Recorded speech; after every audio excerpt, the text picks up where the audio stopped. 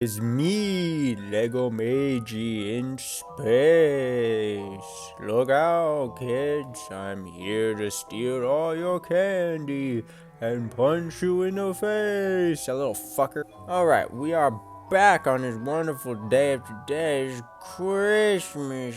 Yay, this book came out on Christmas with brand spanky new book review from ye olde Duskveil Media. Astral Havoc. Now, if you're thinking about buying this book and just want my opinion, then just watch until the timestamp. After that, there will be spoilers as I will do a bit more of a deep analysis, so be aware of that.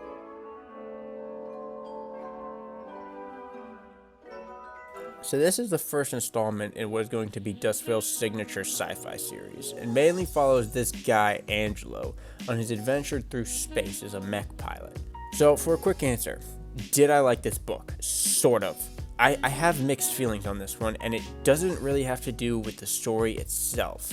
The story itself is fine. It's actually pretty good.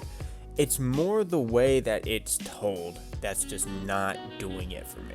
So, this book is supposed to be an action sci-fi drama with a heavy emphasis on character building. Unfortunately, it doesn't do it all that well, and I'll explain my reasoning in a minute. But first, what I liked about this. The ending is really good, and some of the side characters' interactions are pretty meaningful. The way that the Homefront chapters end up intertwining with the story adds this huge element of suspension as we see events unfolding from two different perspectives for really the first time. All the other books up to this point have really only been from one perspective, so it's pretty nice that it's finally split like this. I'd say that's really the strongest element of this book and what made the whole thing work. There's also isn't a villain. I know, it's crazy, right? Well, to avoid spoiling it, this is one of those stories where the lines of good and evil aren't so clearly drawn like they were in Duskveil. All in all, it's a good story. Okay, so to summarize the events, this book starts in a human colony in space known as Orlando. We see the main character, Angelo, a mech pilot, preparing to take his daughter, Adelina, and wife, Alice, out for Halloween, dressed up as the characters from Duskveil Chronicles. Haha, funny Easter egg, yeah. No. Stop it. Stop encouraging this behavior. Anyway, near the end of the night, the air raid sirens go off as they're attacked by pirates. Angelo runs to the military base to get in his mech with his squad as his family heads for a shelter. Here we are introduced to another character called Whisker. Now Whisker and Angelo normally pilot mechs called Sabres, but Whisker's mech is broken, so he has to drive an old Australian model known as none other than the didgeridoo. That is what it's called, I can't make that up. Anyway, they're told that instead of deploying to stop the pirates, they're told to go to this other ship that Angelo's never heard of. And as soon as they get there, they get attacked by these weird dragon aliens that are like really hard to kill. Multiple members of his squad die except for Whisker. As soon as the attack is over, he's told that the ship has been ordered to retreat and everyone on it has to stay, leaving Angelo helplessly stranded on the unknown vessel while his family is still in the under siege colony. This is where it deviates into two perspectives, and we see what happens in the colony from Alice's side and what happens to the ship from Angelo's. So starting with the Homefront chapters. Alice is stuck now in this colony that has come under occupation of this race of dragon-like people called the Vanfaren. What will happen from here is unknown, and she's very concerned about keeping her daughter safe and what happened to her husband. People are permitted to live relatively normally, but with guards posted all around the streets to quell any uprisings that do tend to happen. Eventually, she meets this Vanfaren woman named Addie, who is on the cover. Now, over the course of the chapters, she ends up becoming really good friends with Addie. They gain this understanding as people rather than enemies, and even her daughter has come to like her. Now, some of the townsfolk don't like this, and end up threatening Alice, saying she doesn't kill Addie the next time they meet, there will be trouble, calling her a traitor and an alien sympathizer. Eventually, Alice is forced to make a decision when Addie comes over for dinner one day. She can either shoot her dead, killing her friend, forever scarring her child and probably getting arrested by the Vanfaren, or let her leave and have the resistance groups come after her. She struggles with this for a while, but in the end simply can't kill her friend. Now, intertwined throughout this is what Angelo is doing.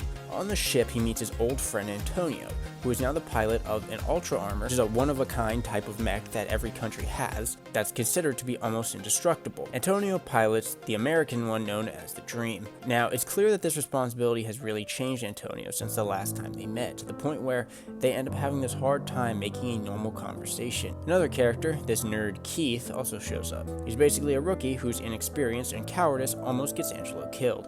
Antonio's sister is also on board and is the head chef. Also on the ship are members of a race called the Silvos, which are just space elves. The reason for the ship's departure from the undefended New Orlando was because the mission to deliver the Silvos ambassadors to the President of America in order for them to form an alliance to beat the Fanfaron. Anyway, fast forward a moment, they get attacked again. But in this fight, Antonio dies. Angelo is grieved by this. We also learn that Angelo had applied to be the pilot of the Dream, but threw the test in the last stage because he decided he didn't want the responsibility of it. Basically, it should have been him that died.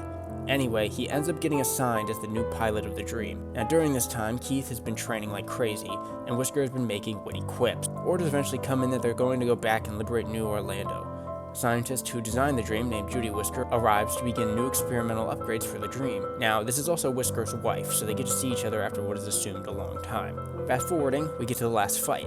Angelo and his squad, plus some help from those other mech guys who showed up, fight through the dragons and Fanfaron mechs. At this time, on the Homefront chapters, Addie is called to battle as the colony is under attack. She gets into her mech, the Golden Spectre, and heads out to face the human attackers. The Golden Mech fights off Angelo's reinforcements, and eventually turns to Angelo himself. They fight before Keith steps in and takes a hit for Angelo, likely saving him, but getting himself killed, and quoting, "You kill 100% of the allies you don't try and save." In a desperate last-ditch effort, Angelo remotely detonates one of the experimental weapons that Judy installed, destroying it and heavily damaging the Golden Mech, enough for it to retreat to the colony. Now as for Alice, she decided to stay home when the air raid siren started this time, hoping to protect her daughter from any human rebels who are out there to get her for being chummy with Addie. While inside, the men who threatened her come back and have her held up in the bedroom. When the Golden Mech gets back to the colony, it crash lands in the residential district. Addie hops out and looks for her friend Alice's house, hoping to find refuge there for the remainder of the battle and hoping Alice can help her when the colony is inevitably liberated. When she gets inside, she hears the commotion of the men trying to hurt Alice and the child. She rushes in and shoots them both dead, kneeling down to comfort her friend. Angelo flies into the colony, finding where the Golden Mech landed. He notices his pilot has disembarked, and does so himself, wanting to kill this ace pilot once and for all. He notices the open door behind his house and runs in fearing for his family. He busts into the bedroom and sees a Fanfaron woman with a gun and 2 dead human soldiers, with his wife and daughter terrified and crying. He shoots the Fanfaron twice, though not killing her. As he fires the killing shots at point blank, he realizes to his horror that Alice has thrown herself onto the alien, taking the bullets for her in the back. He takes off his helmet, confused and terrified to what just happened. All the while, his daughter watched the entire thing. The book ends in the hospital with Angelo a mess and his daughter hating her own father for shooting her mother and her friend. Alice's condition is unknown, but seems to be getting worse. The book ends with him holding her hand and begging to God for it to not end like this. Like I said, it's a pretty compelling story, and definitely more complex than the other books so far. But there are 2 major problems that I just cannot get over. 1, there are absolutely no descriptions of what anything looks like at all. 2, there was a lot of very mundane filler through the middle of the book. Start with the first. There's no descriptions of characters at all. So this was a thing in the other books too. Angel Heart could get away with it because there were only 2 characters that mattered and their development was enough, and Aqua had a basic enough description. Duskveil had simple enough descriptions for the races that you could kind of picture it, and it was written in the first person, so it didn't really hinder that book as much. But this book, it is really hurting, and I'm gonna be honest. Like, having no clue what any of the mechs or the characters look like is painful. Allow me to iterate the descriptions I found in the book. So, Whisker has a goatee. That's it. He could be like a 400-pound Indian dude. You know, he could be like, "Hello, I'm Whisker, your computer invaded." For all I know. All we know is that he has a goatee. Cheryl is described as a young woman. Judy is a woman with a lab coat and glasses, and Keith is a young man. That's literally it. The only character who has a basic description is Addie, but she's on the cover. There's no description at all for Angelo or Admiral Zenith. The Silvos are literally just called space elves. The alien dragons are just called dragon-like things. Like, what the fuck does that mean? There's a million things that could look like. I feel like the basic structural anatomy is useful to know when they're fighting these things constantly. Like, there's a mech called the Didgeridoo, and all I can picture in these fight scenes with it is, like, wide neutron star beating some dragon bingus with a katana. It's kind of hard to build any connection with this stuff or these characters or the universe even when I have no fucking clue what they look like. And this becomes a real problem because it's a book about mechs that's given us no way of visualizing the mechs, to the point where the Silvos mechs have the most in-depth description, and that is they are knight-like. Like, what does that mean? So for the filler in the middle, the chapters like 3 to 16 can be summed up as such. Angelo goes to his room, relaxes, gets interrupted, has a brief and meaningless dialogue, then either fights the undescribed dragon aliens or tells Keith to take a break from training, returns to his room, insert homefront chapter, rinse and repeat, for 13 chapters. Now, this formula isn't of itself what makes this part boring, it's how linear it is. Like, the camera just does not stop following this man for a moment. When it should just cut to the next scene, it instead just keeps following Angelo as we watch him literally just sit in his room and eating a biscuit for 7 pages with no real internal monologue. Like, there are entire sections that could have just been cut out entirely and no one would know. For instance, to quote, 12 minutes later, Cheryl walked in through the entrance of the dining hall and Angelo headed over to greet her. "Do you need a hand?" Angelo offered. "I got this far. I think a few more steps won't hurt," she grinned. "Thanks anyway, though." She made her way over to one of the tables and sat the cake down on it. "Do you think we can get a couple of other snacks?" "Not a whole lot, just enough for 3 people, Angelo asked. "I suppose it wouldn't hurt. Anything in mind?" "I'm still not even sure what you all have back there, so I'd say I'm pretty impartial. Surprise me." "Sure thing, just give me a moment and I'll be right back." Cheryl walked over and tapped her badge against a card reader on the side of the door near the front counter, the letter into the back side of the kitchen area. Angelo moved the cake back toward the center of the table as he waited for Cheryl to appear again. A few more minutes went by and she returned from the back room with a moderately sized bowl of flavored tortilla chips and a 12-pack case of Comet Classic, a popular citrus-flavored soda. "Will this work?" she asked, placing them down to Angelo. "I'd say that's plenty. Maybe if you could bring a big bowl of ice or something, I could put the cans in," Angelo said, rubbing his chin. "Good point, I'm not into room temperature myself." Cheryl walked back toward the door she had previously entered. Angelo broke open the case while he waited and sat the cans out one by one and threw the box into the recycling bin. After another minute, Cheryl once again returned with a large bowl. "This should probably work. If you take a couple out, you can just put a couple back in at the same time if the 12 won't fit," she said, resting it on the table. "Anything else?" Cheryl stretched a bit and took a deep breath. "Nah, I can't think of anything else. Besides, I think you've done enough for us as it is. I don't want you to work too hard when you're supposed to be enjoying some time for yourself." "It's fine. I've been told we need to prepare some quick and easy things for the upcoming battle so the personnel and pilots can stay productive. It's unavoidable, so don't worry so much." Angelo scratched his head. "I guess it really is an all-hands-on-deck mission after all. Anything specific you want me to prepare when you get back from the mission?" "I get to pick my own snack?" Angelo asked, raising his eyebrow. "Why the special treatment?" "I mean, you are our ace pilot now. Gotta make sure you rate your top morale and all that," she said with a big grin. "Well, you already know what my favorite snack is, so I'll keep it simple." "You got it. Now, if you'll excuse me, I'll be getting what's left of my time and taking a nice long nap," she said, heading toward the exit of the dining hall. "Thanks again, Cheryl. It means a lot to me." "Me too," she said, turning the corner. So that is 2 pages of them setting a table. So what this is they're throwing a little party for Keith to celebrate his training. But this is 2 pages of them setting the table. Not to mention the 2 pages before that of Angelo at the gym doing his morning workout. Now tell me how any of that nonsense of them setting a table did anything for these characters at all. They just mundanely go back and forth getting random food bits. The whole thing is for Keith's party and the relationship building we see between them there. That's the big thing here that matters. It's just parts like this that have these random long filler bits that just bring down and drown the whole scene because you're just watching the most boring shit ever. In addition, I should mention the conversations. It feels like people are talking on the phone, right? Like, when it should just stop, they instead both have like 4 more lines of them just being like, "Okay, I'll see you later. I'm off to my room." "All right, catch you later then." "Cool, man, I'll see you then." "All right, have a good one." Like, just stop talking, the conversation's over. I'm gonna explain chapter 11 and why I didn't mention anything here in the summary.